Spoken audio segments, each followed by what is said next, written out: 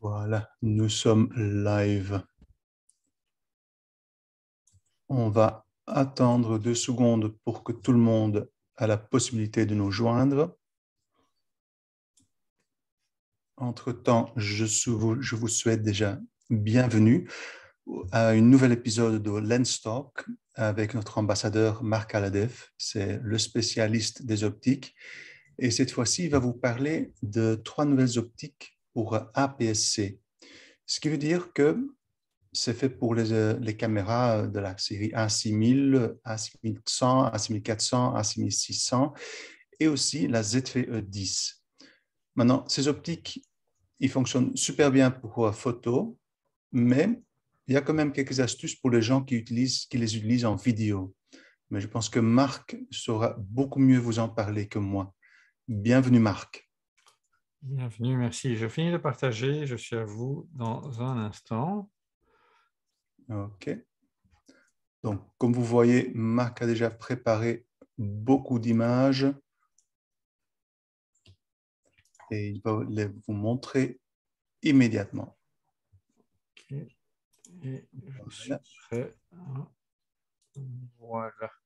prêt. Voilà. Entre-temps, tout le monde a eu la possibilité de nous joindre. C'est parfait. Donc, bonjour à tous. Effectivement, aujourd'hui, je vais vous parler des 3 dernières optiques APS-C de Sony. Ça faisait longtemps que Sony n'avait pas publié de nouvelles optiques et là, ils reviennent avec 3 optiques tournées vers le grand angle, un 11 mm f1.8, le record de sa catégorie, un 15 mm f1.4 G, donc haut de gamme, et un Power Zoom 10-20 mm f4 aussi de la série G. Un Power Zoom, c'est un objectif dont le zoom peut être motorisé, ce qui est particulièrement utile en vidéo. Et ce Power Zoom 10-20, en quelque sorte, remplace l'ancien, c'était 11-18 qu'on avait F4 de Sony, mais qui était un des tout premiers objectifs de la gamme Sony en E, donc très très ancien. Voilà, ces trois optiques ont tous des caractéristiques communes.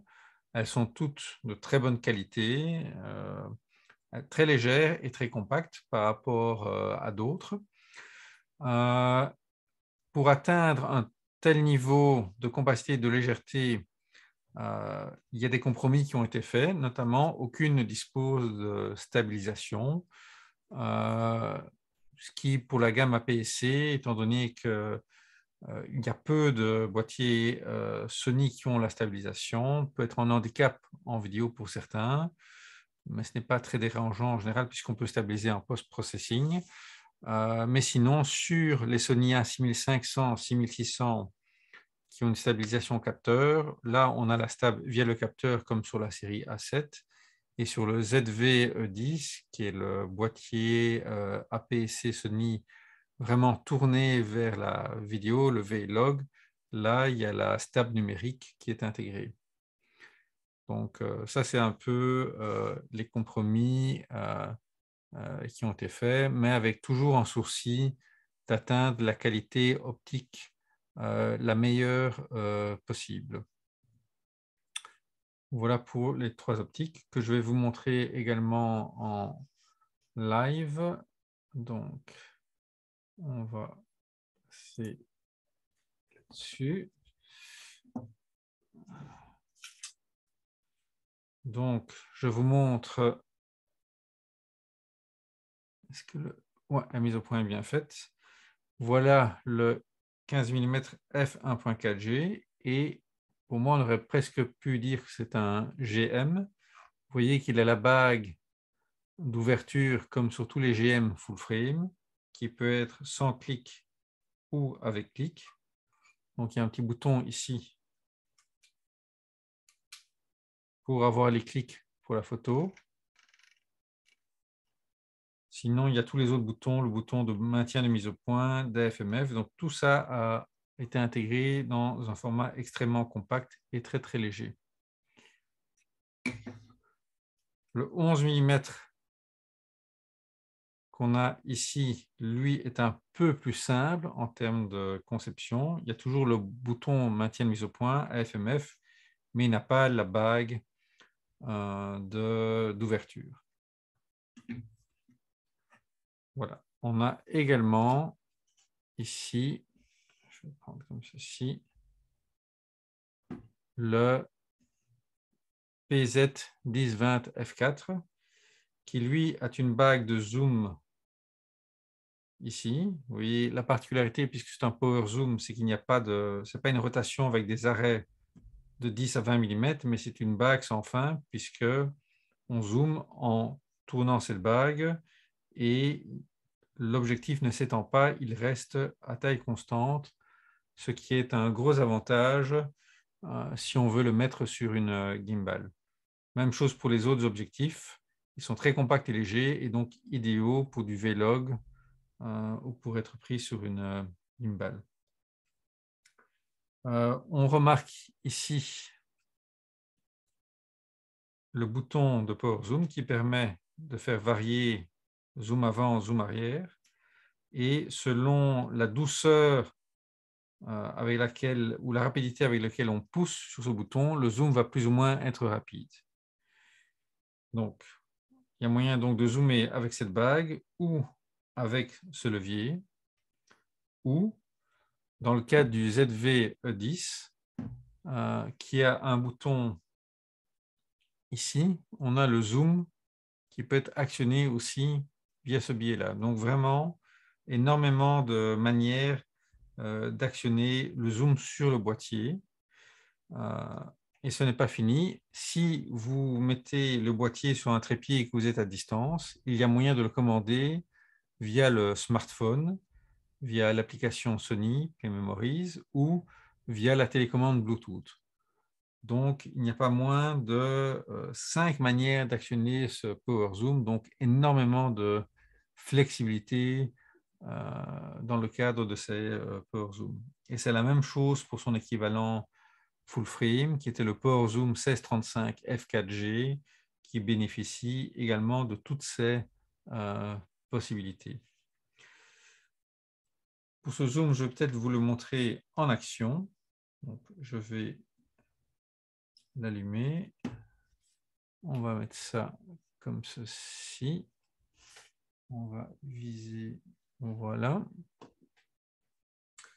Donc, je vais actionner le zoom via le bouton du haut. Et vous voyez que ça zoome. Et je peux aller franco ou être beaucoup plus progressif et lent pour dézoomer. Je peux faire le zoom également avec la bague latérale, avec le bouton latéral, ou en tournant la bague. Voilà. Voilà donc toutes les manières, en tout cas sur le boîtier, pour commander ce zoom. Et l'AF est très performant sur les 3 boîtiers, sur les 3 optiques, que ce soit en photo ou en vidéo. Est-ce que vous avez des questions pour ces fonctionnalités, je dirais, plus matérielles des optiques? Là, pour l'instant, il n'y a pas encore de questions. OK.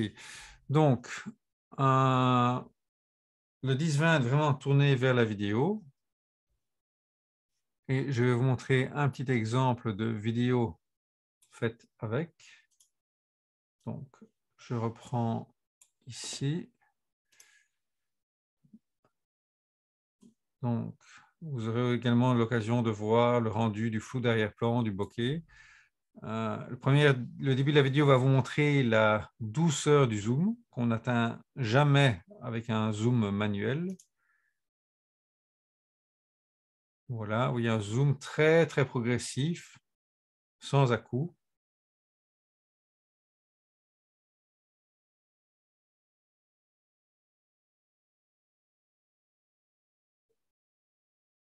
Vous voyez, quelque chose donc de très doux et progressif. Sinon, un peu plus loin, ici, on va voir, on sait varier la vitesse du zoom. Là, le zoom est à une vitesse maximum vers l'avant. Vous voyez, on passe de l'avant-plan, milieu-plan, arrière-plan de manière très rapide. Donc, la qualité de l'AF en vidéo est également excellente.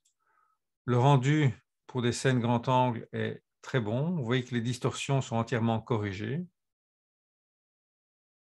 Et ici, toutes les scènes ont été tournées sur le A6600 et donc la stabilisation du A6600 permet d'avoir vraiment des scènes très stables. On peut donc, vous voyez le genre de scène grand angle qu'on peut obtenir. Et puis en zoomant progressivement, on arrive à flouter quand même l'arrière-plan à 20 mm, puisque la distance de minimum de mise au point est très courte, inférieure à 20 cm, donc on arrive quand même à avoir une petite quantité de flou d'arrière-plan pour avoir certains effets, quoi. Et donc, pour la F sur les yeux des personnes, aucun problème, comme d'habitude. Tout ça fonctionne parfaitement. Donc ça, c'est un exemple de vidéo faite avec le PZ 1020. Je vais maintenant vous montrer une petite vidéo d'exemple de rafale photo faite avec le 15 mm, par exemple. Voilà. Donc, c'est toujours fait avec le A6600 pour vous montrer la qualité du suivi de la rafale.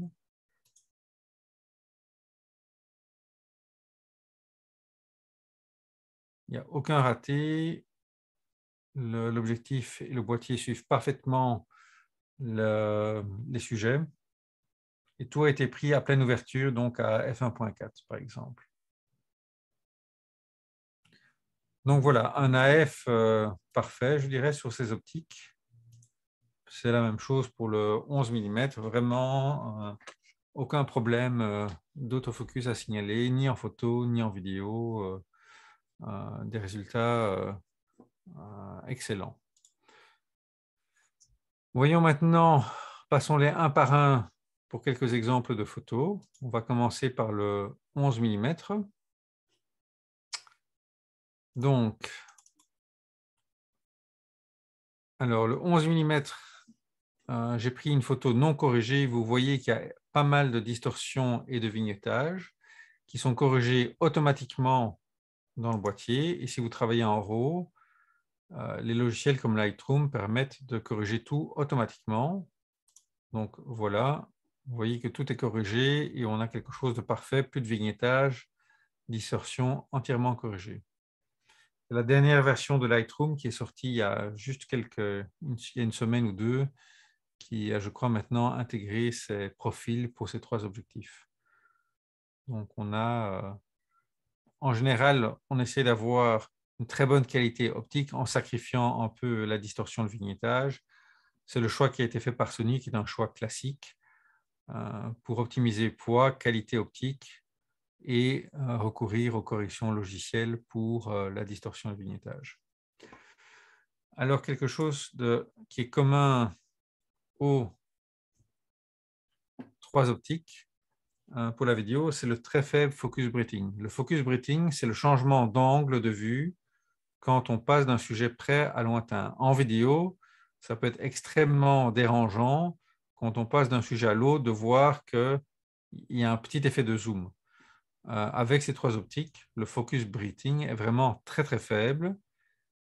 Et je vous montre l'alternance des sujets proches lointains. On voit qu'il n'y a quasiment aucun changement d'angle de vue. Donc, c'est vraiment un excellent résultat sur ce critère très important en vidéo. Vu la faible distance minimum de mise au point, on arrive, vous voyez quand même, à très bien flouter l'arrière-plan. Et voilà l'évolution du flou d'arrière-plan. Donc on a, même si c'est un très grand angle, on a quand même quelque chose qui est pas mal du tout, très doux quand même pour l'arrière-plan. Le seul défaut qu'on pourra lui trouver, c'est voilà, les ronds de bokeh, quand on ferme à f4, f5, f6, ne sont pas parfaitement circulaires comme des optiques à portrait. mais ce qui est assez normal sur ce genre d'optique. Alors, des résultats vraiment grand angle. Voilà une photo ici prise sur la Grand Place de Bruxelles et on a vraiment un excellent piqué au centre et les coins sont très bons. On voit une très légère baisse de qualité dans les coins, mais on ne le verra que sur vraiment des très gros agrandissements. Sinon, la qualité au centre et jusqu'au bord est excellente. D'un point de vue carte des piquets pour le... Ouais, c'est peut-être pas très visible. Je ne sais pas si c'est visible dans l'écran. Oui. Voilà le score, je dirais. Vous voyez qu'on est très bon en pleine ouverture, puis excellent dès qu'on ferme un petit peu. Les coins, eux, sont bons en pleine ouverture et deviennent très bons dès qu'on ferme d'un cran. Donc, en mode paysage, F4, F5, F6, on est vraiment à du excellent et très bon dans les coins. Donc, c'est globalement une très très bonne performance. Et en faible lumière, on aura quand même à f1.8 un résultat qui est très bon au centre. Voilà. Alors, je repasse ici. Quelques autres exemples. Vous voyez la perspective qu'on arrive à avoir. Là, j'avais assez peu de recul. On arrive vraiment à voir toute une rue en entier avec toute son ambiance. Voilà une photo d'un joueur d'échecs de rue. Vraiment, on a toute une grande perspective. Et remarquez aussi le rendu des couleurs qui est vraiment très bon. On a des couleurs assez naturelles. On le voit ici aussi dans cette boutique qui proposait des savons très colorés. Vraiment, les couleurs n'ont pas été retouchées, c'est tel quel. On a vraiment un excellent rendu des couleurs, comme d'habitude chez Sony. Voilà, il y a encore quelques photos d'exemples ici d'architecture où on voit un excellent piqué au centre et des coins qui, même s'ils n'atteignent pas le niveau du centre, restent très bons. Voilà pour le 11 mm. Je ne sais pas si vous avez des questions sur le 11 mm en tant que tel. Pas sur le 11 mm en spécifique, mais avait une question au niveau du poids. Est-ce qu'ils sont vraiment tellement plus petits et tellement plus légers que les autres marques? Oui. Alors, d'un point de vue, je vais vous rediriger peut-être, je vais passer brièvement. Donc, comme vous le savez sans doute, je suis le responsable du Sony Alpha Blog où j'ai testé donc tous ces objectifs et environ presque à 400 objectifs maintenant testés pour la monture E que vous pouvez retrouver ici. Et si je prends le 11 mm 1.8, vous avez chaque fois les tests détaillés et on est à 181 grammes pour ce 11 mm. Et si je reprends le poids de la concurrence, voilà, Samyang 237 grammes, donc c'est 50 grammes en plus, ça fait 30% en plus. Le Zeiss 260 encore plus. Il y a un Tamron, mais qui est un zoom 386 grammes. Donc même si on compare par exemple le PZ 1020, qui lui... Oui, là la différence est énorme hein, entre un Sony PZ qui fait 178 grammes, 178, et 386, on est au double du poids. Donc, ils sont 2 fois plus légers, quoi. Même la taille, 55 mm par rapport à 86-101, parce qu'ils s'étendent. Donc, c'est vraiment beaucoup, beaucoup plus compact. Quelque chose aussi, les Sony sont ceux qui, en général, ont vraiment la plus faible distance minimum de mise au point. Et ça joue beaucoup pour avoir ce flou d'arrière-plan. Et en Donc oui, plus, ils il a sont le power. vraiment beaucoup plus légers, beaucoup plus compacts et en général avec la meilleure performance optique. Et oui, ils sont donc aussi un peu plus chers que la concurrence parce qu'ils offrent en général ce qu'il y a de mieux dans la plupart des caractéristiques. Est-ce que ça répondrait à la question? Je pense que oui. Merci. OK. Voilà, on peut passer sur le 15 mm, f1.4G. Donc, c'est celui qui aura vu son ouverture d'un point 4 et sa focale qui est légèrement supérieure, hein. C'est un équivalent d'un 21 mm plein format. On aura là un plus beau flou d'arrière-plan, quelque chose d'un peu plus soigné en termes de flou d'arrière-plan. Vous voyez donc hein, l'évolution ici du flou. Donc, on a vraiment quelque chose de très beau. Pour le focus breeding, vous voyez que c'est, comme je l'avais dit, comme pour le 11 mm, c'est quasi parfait. On a quelque chose d'extrêmement faible en termes de focus breeding. Donc, pour la vidéo, excellent. La distorsion, comme je l'avais mentionné, est assez forte si on prend un RAW non corrigé. Mais en activant le profil de correction Lightroom, vous voyez qu'on retrouve une image qui est parfaite. Rendu des couleurs, vous voyez, on a quelque chose qui est vraiment parfait pour le rendu de ces fleurs avec toutes les nuances d'orange et de mauve et un très beau flou d'arrière-plan. Pour du rendu d'architecture, on a de nouveau quelque chose qui est très bon. Et là, les résultats en termes de piqué sont supérieurs. On est sur la gamme G. Donc là, d'un point de vue piqué, on est excellent dès la pleine ouverture, là où sur le 11 mm, on était juste très bon, entre guillemets, et on atteint le grade superbe, donc outstanding dès f2.8. Et les coins, eux, arrivent à l'excellence aussi. Donc, on voit que le 15 mm 1.4 mérite vraiment son label de G, et j'aurais dit même de GM, vu ses performances, qui sont vraiment excellentes. Et la concurrence ne fait pas mieux, elle est toute moins bonne pour ce genre de focale et d'objectif. Quelques autres exemples. Voilà, rendu des couleurs de ces fraises. Et on voit vraiment tous les détails, vraiment toute la texture de la fraise. Il y a un excellent rendu des couleurs. Pour le rendu en portrait, on a quelque chose de très très bon. Donc, pas trop contrasté parce que si l'optique a un rendu trop contrasté, le rendu des peaux, des tons chers n'est pas très bon. Ici, il y a vraiment, c'est le bon équilibre, un excellent piqué tout en respectant la douceur de la peau. Et vous voyez, on passe de 1.4 f2 et f2.8, la différence de flou d'arrière-plan. Et le piqué est tout juste phénoménal. On voit vraiment, enfin, je ne sais pas si ça passe bien via Facebook et Zoom, mais on voit tous les poils de tous les sourcils, toutes les cils. Voilà, on a vraiment un résultat excellent. Encore un exemple ou deux, je dirais, d'architecture, où on voit que même à 1.4 au centre, c'est déjà excellent et les coins sont déjà très bons. Et dès qu'on ferme un peu à 5-6, là, c'est excellent dans les coins, superbe au centre, il y a vraiment tout qui est parfait.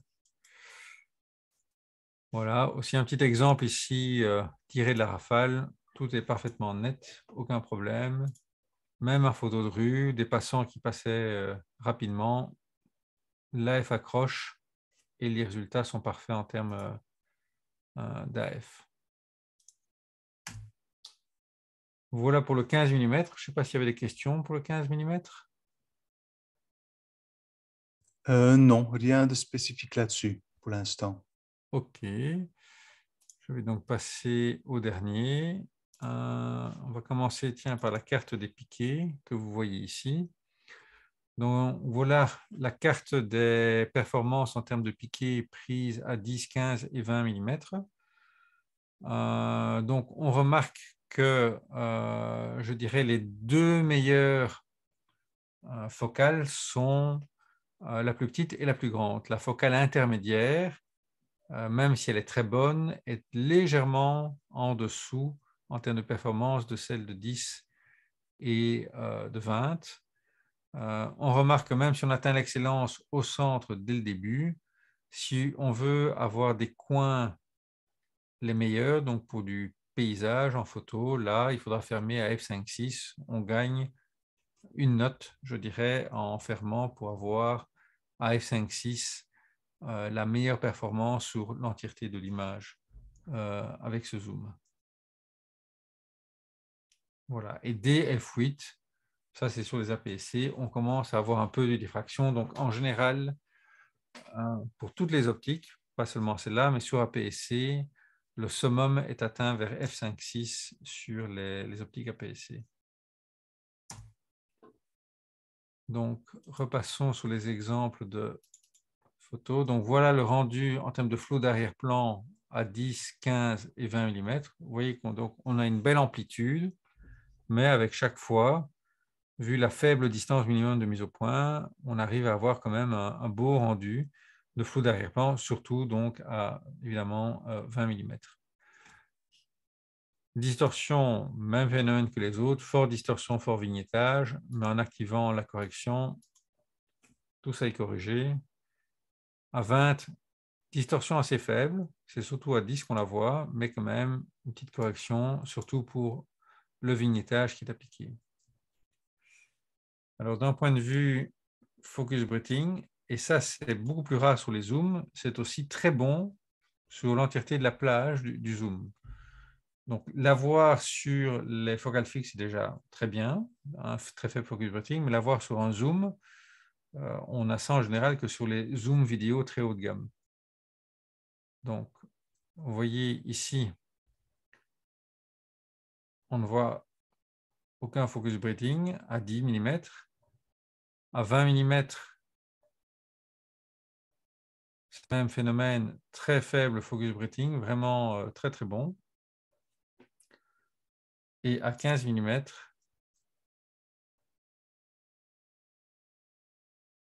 c'est la même chose. Donc un comportement quasi parfait pour de la vidéo, pour ce power zoom. Alors, quelques photos pour vous montrer l'amplitude du zoom. Donc ici à 10, là à 20. Voilà, tout l'environnement complet pour ce couple. Et puis en zoomant, on arrive à ça. Et quelques portraits où également la qualité est excellente. Mais par contre, comme on est qu'à f4, on monte dans les ISO par rapport évidemment au 15 mm f1.4G qui permet de gagner 3 stops. Et donc forcément, en termes d'excellence de piqué, de moins monter dans les ISO, le 15 mm f1.4 donnera des résultats supérieurs par rapport au power zoom. Mais pour un zoom, je dirais que les résultats sont déjà excellents pour ce genre d'optique avec le 10-20 f4. Voilà, encore une ou deux photos. 10 mm, 13 mm. Vous voyez qu'à 10 mm, il y a vraiment moyen d'avoir quelque chose de très grand angle. On est en équivalent en plein format d'un 15 mm. Donc le 10-20, ça fait vraiment un 15-30 équivalent plein format. Donc vraiment pour du paysage, de l'architecture et surtout du Vlog, on a quelque chose qui est vraiment très très bien, très compact, très, très léger et très performant.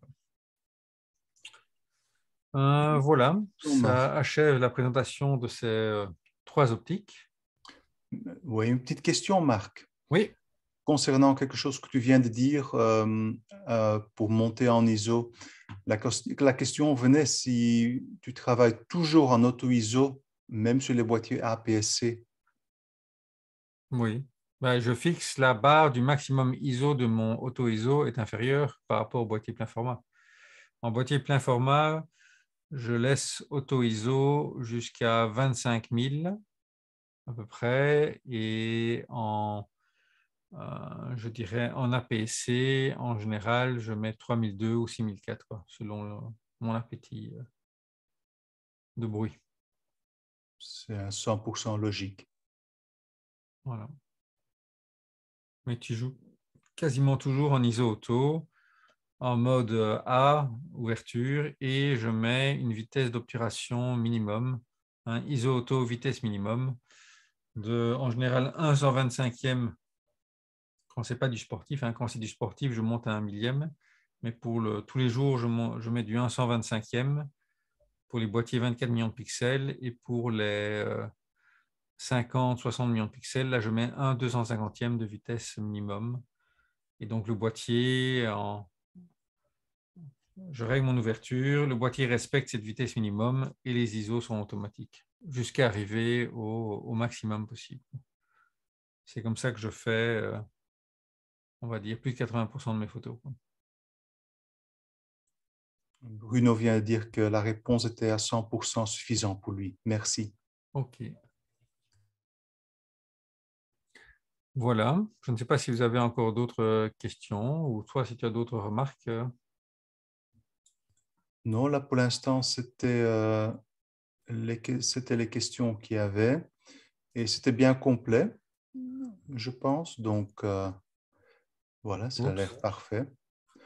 En tout cas, si jamais vous avez suivi et vous désirez encore regarder les autres épisodes de Lenstock que Marc a fait, allez librement sur le Facebook de Sony Belgium, regardez dans le tab vidéo et comme ça, vous pouvez trouver tous les autres vidéos de Marc. Ils sont tous là aussi. Vous les avez tous ici sur le Facebook de Oui, Sony. Et vous exact. le retrouverez également sur mon blog dans la section webinaire. Tous les webinaires que j'ai donnés sont là à côté de tous les autres tests de tous les autres optiques. Voilà. Et bientôt, il y aura Alpha Universe qui aura aussi des pages vidéo. Mais encore une question qui rentre. Oui. Si on ne possède pas Lightroom pour faire les corrections de distorsion, est-ce que ces objectifs ne sont pas privilégiés? En fait, il y a Capture One aussi qui a les corrections optiques. Je crois peut-être pas aussi vite que Lightroom, mais en général, tous les optiques Sony sont couvertes. Il y a parfois un mois de délai, donc si vous avez Capture One, ça fonctionne aussi.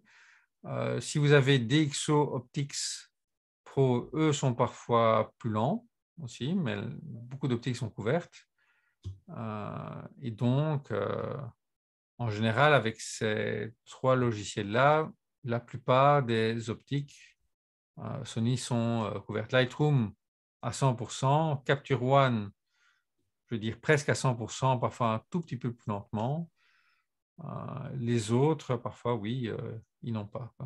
Et donc, ça dépend quel logiciel vous utilisez. Si vous utilisez les ténors du marché, là, c'est couvert. Par contre, si c'est Luminar, AI, etc., là, je ne sais pas si ils ont ces profils de correction optique, oui ou non. Des choses comme des logiciels comme Luminar et GIMP et tout ça, normalement, ils n'ont pas ces corrections-là. Ça, je ne les utilise pas, mais je ne crois pas effectivement qu'ils les ont. Donc, mais vous avez toujours, normalement, vous aviez une version gratuite de Capture One Express. Ah oui, mais monsieur a DxO, donc ça devait DxO fonctionner. les couvre certaines, mais DxO, je trouve, ces dernières années, a pris du retard d'un point de vue des couvertures des objectifs. Ils mettent parfois 6 mois, 1 an pour certaines optiques. Donc, il faut vérifier sur le site de DxO si celles-là sont vraiment couvertes ou pas, quoi. Oui, monsieur confirme que pas tout est couvert, donc ça peut donner des soucis, oui. Par contre, DxO sera le meilleur pour le débruitage en général. Voilà. Donc, il faut jongler parfois avec les différents logiciels selon l'optique, éventuellement. Exact. Voilà. Je pense que, est-ce qu'il y a encore des questions? Non. Si vous avez encore des questions, c'est maintenant le moment de les poser. Voilà. Sinon, le mois d'octobre, parlera des optiques sur Photo Days, sur le stand Sony. Donc, si vous avez envie d'en savoir plus, n'hésitez pas de passer au stand Sony au Photo Days et aussi de regarder sur Alpha Universe pour les nouveautés et pour tout ce qui se passe et suivre les pages Sony Facebook pour regarder aussi les autres webinaires. Voilà. Je pense qu'on a tout dit. Tout le monde, oui, il n'y a plus de questions, je vois. En tout cas, encore un instant. C'est un grand merci pour toi. C'est quelqu'un qui suit aussi l'Alpha Blog de Marc. Voilà. Merci. Donc, merci à toi, Marc. Et un grand merci à tout le monde d'avoir suivi, malgré le beau temps et malgré la presque canicule. Et je souhaite tout le monde une très, très belle soirée. Au revoir. Au revoir à tous. Merci.